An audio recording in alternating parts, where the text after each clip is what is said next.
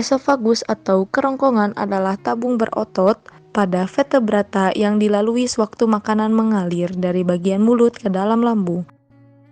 Esofagus adalah tuba muskuler dengan panjang kurang lebih 25 cm dan berdiameter 2,54 cm. Esofagus dibagi menjadi 3 bagian. Yang pertama bagian superior, yang kedua bagian tengah, serta yang terakhir adalah bagian inferior. Esofagus berawal dari area laryngofaring melewati diafragma dan hiatus esofagus atau lubang pada area sekitar vertebrata toraks dan membuka ke arah lambung. Esofagus memiliki 4 lapisan dinding, yaitu serosa, otot, submukosa, dan mukosa.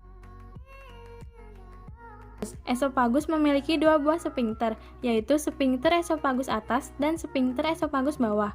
Yang pertama yaitu sphinkter esofagus atas. Sphinkter esofagus atas memiliki fungsi untuk kontraksi peristaltik dan mencegah bolus yang sudah masuk ke esofagus kembali ke mulut. Kontraksi muskulus pada esofagus bagian atas berfungsi secara involunter untuk mendorong bolus.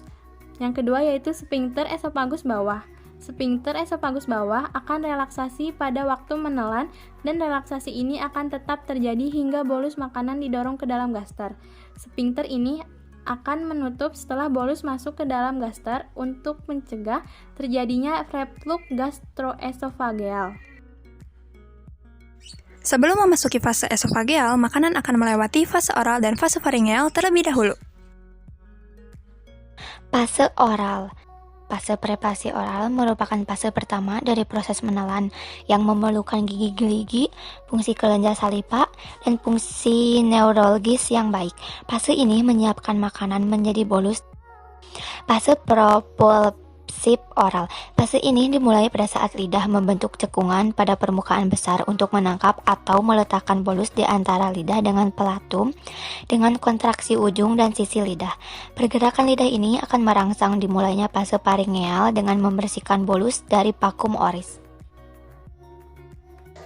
Fase faringeal. Pada fase ini terjadi yang pertama titik makanan yang tampak berwarna hijau dalam gambar berada pada dorsum lidah dan sebagian makanannya telah berada di valikula. Yang kedua, ujung lidah bergerak ke atas dan ke depan sehingga kontak dengan palatum durum di anterior. Yang ketiga, daerah kontak lidah dan palatum durum meluas ke posterior yang akan menyebabkan makanan terdorong ke orofaring. Kemudian epiglotis, elevasi palatum mol dan velofaringeal mulai menutup sehingga bolus tidak akan masuk ke nasofaring. Yang keempat, lidah terdorong ke belakang ke dalam faring, mendorong bolus ke bawah melalui hipofaring, dan laring ditutup membuat bolus tidak akan masuk ke jalan nafas. Hal ini juga membuat sfinkter esofagus atas terbuka. Yang kelima, dinding faring akan melakukan peristaltik untuk mendorong bolus dengan bantuan pangkal lidah dan kontraksi dari muskulus. Kemudian, bolus melewati sfinkter esofagus atas. Dan yang terakhir, setelah bolus turun, lidah menjauh dari pelatung laring dan nasofaring terbuka dan sfinkter esofagus atas menutup.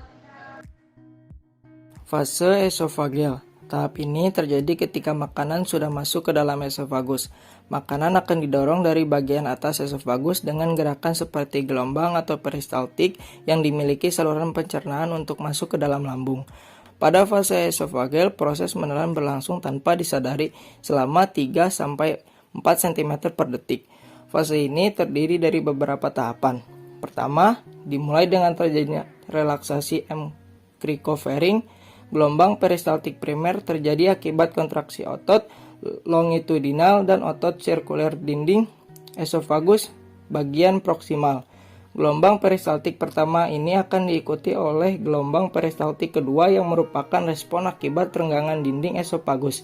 Selanjutnya, gerakan peristaltik tengah esofagus dipengaruhi oleh serabut saraf plexus mesentericus yang terletak di antara otot sirkuler dinding esofagus, dan gelombang ini bergerak seterusnya secara teratur menuju distal esofagus. Setelah itu, bolus melewati sphinkter esofagus bawah dan masuk ke lambung. Kemudian, esofagus bawah akan berkontraksi dengan menutup jalan menuju lambung agar bolus yang sudah masuk ke lambung tidak kembali ke esofagus.